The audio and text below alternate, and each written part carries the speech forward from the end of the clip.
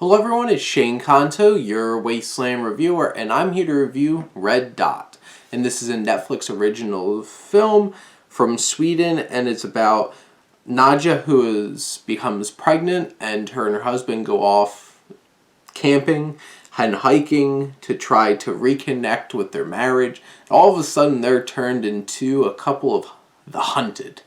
And we go on this thrilling ride from writer-director Elaine Darborg, and this is starring Anastasios Solis, who plays David, and we have Nana Blondell, who plays Nadja, and a few other performers in this film.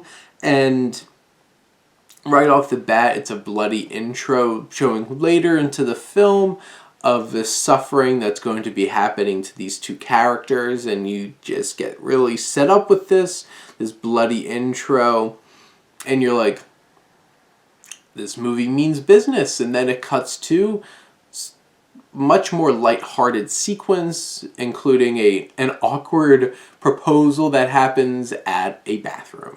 So you have this awkwardness, and then we jump like a year and a half into the future, and this new marriage is on the rocks. David's lazily playing video games all the time because, in a movie, if an adult's playing a video game, it's because they're lazy, because video games are only for children. And you have the wife, Nadja, really slumming it over like the laundry, and of course she runs over to a sink and throws up, and it's like, she must be pregnant. And it turns out that she is pregnant. And you have this overhead, and then they're like, let's go off and go on vacation. And he tries to surprise her with this vacation. They run into a couple of men who are seemingly racist and vandalize them. So she fights back. And they're chilling in their tent off in the middle of nowhere in the dark. And a red dot starts appearing. And open fire. And we're off. And you have some things that start happening. You have this outdoor shoot of this beautiful looking sequences of the darkness at night in this snowbank. And there's a level of just craft that went into some of these shots that's really impressive with the cinematography. And there's definitely some tension that's being built well in some of these sequences. What really loses me in this cat and mouse game is, here's the thing. Don't find David likable at all. He's hard to root for.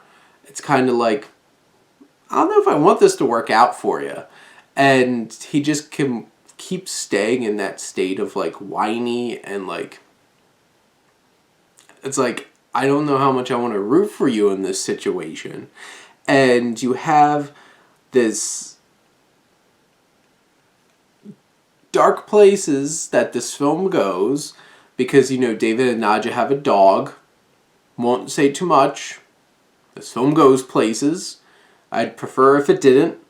And you have this twist of who's been doing this whole time, and it really comes out of left field and doesn't really feel earned. And there's also a lack of logic, and the red herrings feel very sloppily put together here in terms of trying to convince us what's not happening, what is happening. And in the end, I don't know if we really get a satisfying conclusion to this in any way, shape, or form, and you finally just sit there with a bad taste in your mouth for Red Dot. And unfortunately, I don't think it was a great experience. If you're into, just need a thriller to throw on for a short period of time, this is an hour and 26 minutes, give it a try.